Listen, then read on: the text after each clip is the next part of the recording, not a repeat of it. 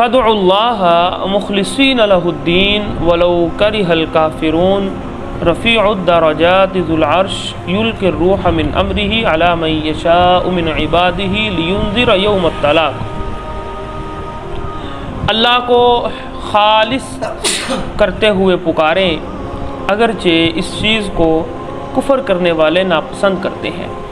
یعنی جب بھی آپ ایک اللہ کی دعوت دیں گے یہ چیز کفار اور مشرکین کو ہرگز قبول نہیں ہے۔ وہ آپ سے یہ کہیں گے کہ یار ہم اپنے خداؤں کو بھی مانتے ہیں اور آپ جس کو اللہ اور خدا کہتے ہیں اس کو بھی مانتے ہیں، آپ ہمارے خداؤں کو کیوں نہیں مانتے؟ یہ وہ اعتراض کرتے ہیں۔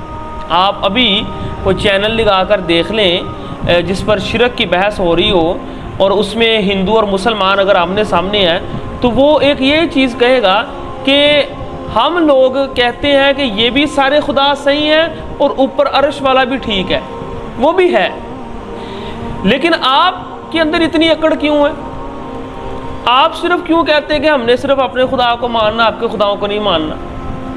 تو کیا مسئلہ دیکھیں، یہ سوال کرنے والا ہی بڑا عجیب سوال کر رہا ہے کہ آپ کے اور ہمارے درمیان پھر فرق ہی کیا رہ جائے گا؟ ہمیں مسلمان اور آپ کو ہندو کیوں کہا جاتا ہے؟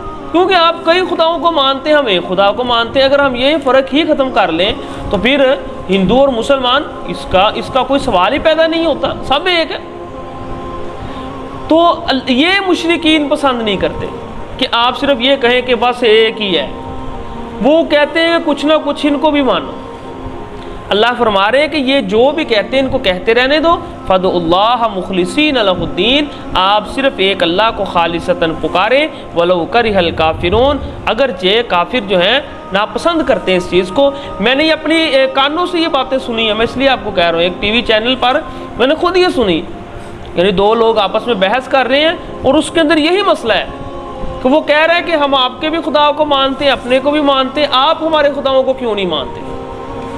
تو میں اس وقت بھی سوچ رہا تھا کہ پھر فرق کیا رہ جائے گا؟ رفیع الدرجات، اس ایک اللہ کو خالصتاً کیوں پکارنا ہے؟ اس لیے کہ وہ سب سے بلند و بالا درجات والا ہے، ذو العرش، یہ عرش اسی کا ہے، یلقی الروح من امرہ علی من یشاء، وحی کا نظام بھی اسی کے پاس ہے، وہ جس کی طرف چاہتا ہے اپنی وحی کو ڈال دیتا ہے، لینذر یوم الطلاق۔ وحی اور انبیاء اور کتابیں نازل کرنے کا مقصد یہ ہے کہ لوگ ملاقات کے دن سے ڈر جائیں، یعنی جس دن اللہ کی اپنے بندوں کے ساتھ ملاقات ہوگی، فرشتوں کی بندوں کے ساتھ ملاقات ہوگی، تو یہ یوم الطلاق ہے، قیامت کا دن ملاقات کا، یعنی جو چیزیں انسان نے نہیں دیکھی اس دن وہاں سے ان کی وہ ملاقات ہوگی، تو اس دن سے لوگ ڈر جائیں۔ یوم ہم بارزون، اس دن کوئی چیز اللہ سے مخفی نہیں رہے گی، یہ زمین اس کے اوپر نہ تو کوئی اونچی چیز ہوگی نہ ہی کوئی گڑھا ہوگا، سب چٹیل میدان، ہر چیز اللہ کے سامنے بالکل کھلی ہوئی،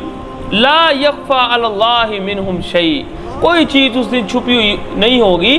آج بھی اللہ سے کوئی چیز چھپی نہیں ہے، لیکن انسان سوچتا ہے نا کہ میں کسی چیز کے پردے کے پیچھے آ جاتا ہوں، جس طرح کہ یہ مشرکین کا بھی یہ عقیدہ ہے کہ اگر ان کا کوئی بت سامنے پڑا ہے تو اس کے اوپر کپڑا ڈال دیتے ہیں کہ ہم ان سے چھپ گئے ہیں۔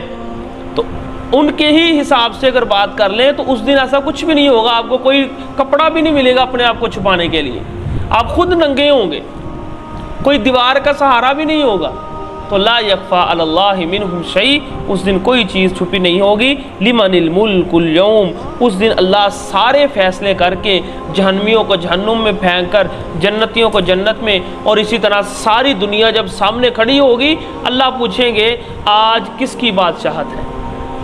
لمن الملک اليوم، آج بتاؤ کس کی بادشاہت؟ تو کسی کے، مسلمان تو کہیں گے ہی، ایمان ہے ان کا، لیکن کفار بھی وہاں پر کہنے پر مجبور ہوں گے، تو نہ بھی کہیں تو اللہ خود کہیں گے للہ الواحد القہار، آج صرف بادشاہت ایک اللہ کی ہے جو سب سے زیادہ طاقتور ہے۔ الیوم تجزی کل نفس بما کسبت، آج ہر انسان کو اس کے اعمال کا بدلہ پورا دیا جائے گا، کسی قسم کا کوئی ظلم نہیں کیا جائے گا۔ ان اللہ سریع الحساب، یقیناً اللہ بہت جلد حساب لینے والے ہیں۔